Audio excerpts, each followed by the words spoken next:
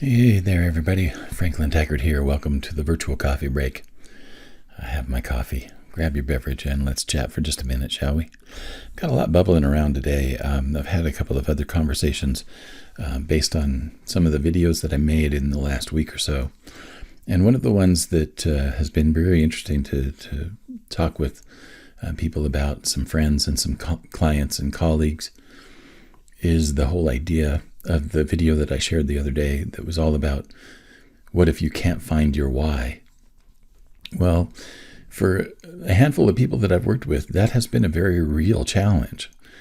And I've been interested to see that for some of the people that I've brought that up with, how uncomfortable they are with the idea that there are some people that have difficulty finding their purpose.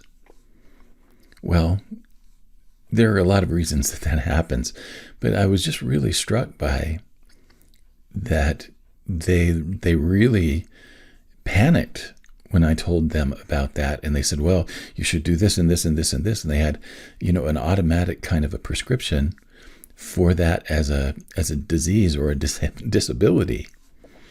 And I said, well, what if it's okay if a person just lives their life and they don't ever actually know that they have a greater purpose? What if that's the case? Isn't life just as cool that way too? And that was something that I really had to think about because, I've put a lot of stock into helping people discover their gifts and to identify, the greatest expression of those gifts.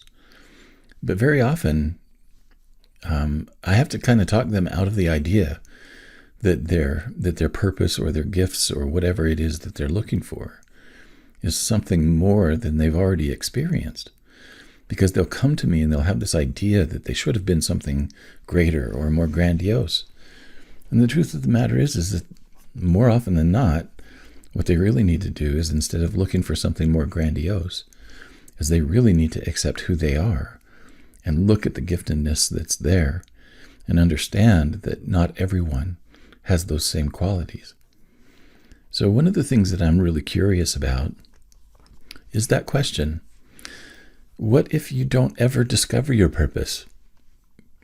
I still think life is worth living. I still think music is worth listening to. I still think that it's fun to watch great movies or read great books. I think it's fun to still, make a nasty old bologna and cheese sandwich on white bread with mayonnaise and eat it. It's like, I think one of the things that we've got to get away from is that we have to be great at something, or that we have to be an expert at something. And maybe it's just as much as saying, you know what? I'm a kind-hearted man, and I really love it when other people get the things that they want in their life, and I love facilitating that. And that's enough. It's like I don't have to be a Grammy-winning rock star in order to feel like life has been worth living. I don't need to be a Nobel Prize-winning scientist to feel like this whole thing has been worth it. And one of the things that came up in one of the conversations was, there are almost 8 billion people on Earth now. And those 8 billion people, each one of them is here and they're having their own experience. But there's not room here for 8 billion people to be, notorious or to be, someone that everybody knows. Most of those 8 billion people are going to be nobodies who live nowhere, and they do what they can to get by. And I really feel like that we need to look at that and just have a perspective about it. If you're really struggling to find what you would call your purpose, there are a few things that I would mention to you. One of them is maybe you're just looking too hard. Maybe it's just a fact of that you're looking for something that really isn't true about you, and you're forsaking what really is true about you. And that is that you've been endowed with gifts that you don't recognize as gifts. You recognize them as just ordinary traits of who you are and how you operate. The other thing that I would mention is if you're struggling to find your purpose, maybe it's okay not to know for a while, and maybe it's okay to go through your whole life and never identify it, but still go ahead and live your life to its complete fullest, whatever that looks like.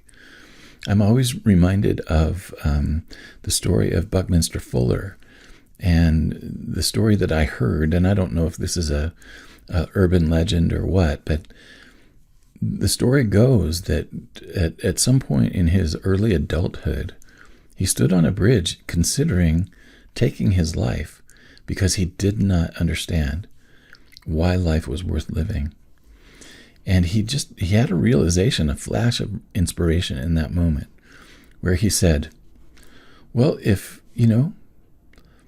what if I were to just live my life as if I weren't important at all?